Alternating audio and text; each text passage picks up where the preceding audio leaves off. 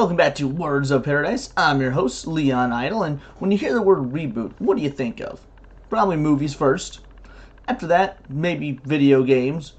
And after that, like way down the list, like third, maybe you think of an obscure 90s Canadian CGI show that was admittedly pretty good. I can't believe Canada put something out that was good. Glitch! Download! But you probably don't think of board games. Yeah, we're, according to this article here, at a point where even board games are getting rebooted. Clue getting a modern reboot from Hasbro Games. How do you reboot a board game? Like, the rules are kind of universal. People have been playing it for years. There was nothing wrong with it. It was still making sales. So let's go through this and find out what it's like for a board game to be rebooted. Clue is the best board game of all time. Well, that's already debatable, but okay. And like all good board games, it's because the gameplay and story are basic and timeless. Story? What?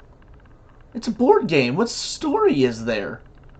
Is there like a missing Clue instruction manual I'm missing? That implies all board games have stories. Where's the story to Monopoly or Candyland or Chutes and Ladders? This is already confusing. While there's a huge amount of themed Clue sets released every year, the standard remains the same. Until now. Hasbro has now made available a new, refreshed version of the game. Oh, I already don't like the sound of that. With a new storyline, character changes, and more. But there's not even a set storyline in Clue. Like, that's kind of the point, is that it always changes. Someone is the murderer in a certain room with a certain weapon, but it all changes every playthrough. The only story is someone died, figure out who. And that's not really a story because there's no beginning, middle, and end. The beginning, middle, and end is you start the game. The middle is you play the game. The end is you find out who the killer is, and that's the end of the game. But that story is going to be different every time. If you even call that a story, even the board is changing to be bigger. For years, the inspired mysteries of Clue have excited fans across the globe through countless game night interrogations, cult classic entertainment offerings, and iconic pop culture fandom moments. And today we have a game that more accurately reflects the diversity of its players. We're getting a woke board game reboot. Oh my god! This is how far we've fallen? Even board games need to be woke and inclusive now? I swear, next we're gonna get like Islamic Life or Jihadist Boggle. Like, how about Canadian Sorry? It's pretty much the exact same, only it's called Sorry. Said Adam Bile, SVP and General Manager, Hasbro Gaming. This next chapter of Clue invites even more gameplay immersion as players see themselves in a sophisticated fictional murder mystery and crime-solving experience. But we already did that. That's how Clue has always been. You're saying that adding changes to skin color makes it more sophisticated? That sounds kind of racist. Okay, so we have the hipster, Agent Scully, an obscure Marvel Comics character, the rich one, I assume he's a crazy rich Asian, and token white guy who probably is always the murderer because white people are bad guys, and we must never forget that. Oh, wow. Clue being more diverse is great.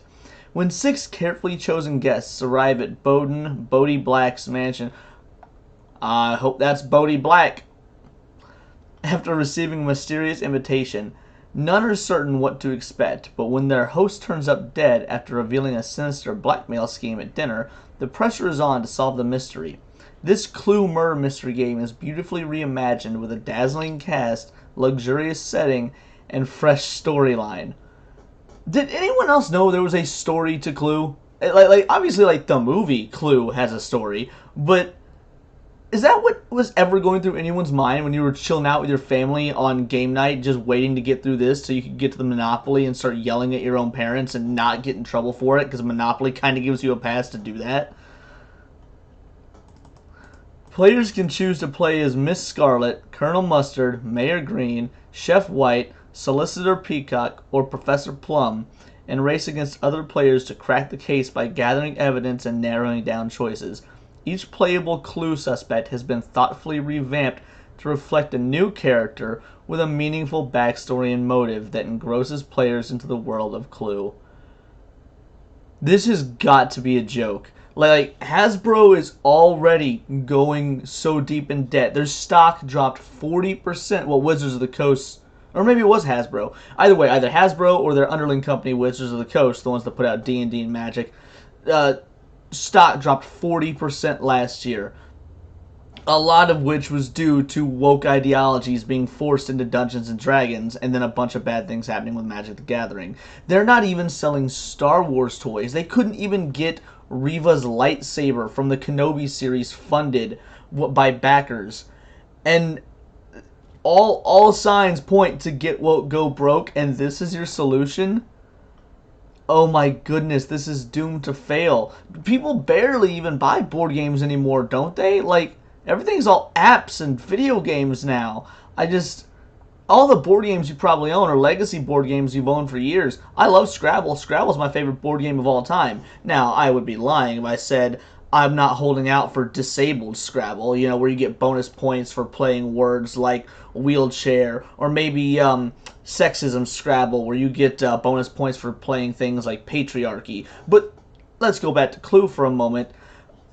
Every board game I have, whether it be Clue or Scrabble, are ones I've owned for years. Unless I buy some sort of pop culture like, Dragon Ball Z Monopoly as a collectible. But this seems absurd. The character changes and adding more diversity into the game don't bother me at all, but messing with the story bothers me. We play Clue in my house pretty much every week, and the only thing that was not needed was a story refresh. I look forward to getting this new version and seeing how the changes play through. That's... wow, alright. So... not what I was expecting. When I saw an article titled, about a board game reboot, like, I was flabbergasted at the idea that you could even just reboot board games like it's a freaking video game franchise or movie series. I'm sitting here thinking, what are they going to do next? Reboot books? But no, it's actually a woke... it's a woke board game reboot. I never thought I would see the day.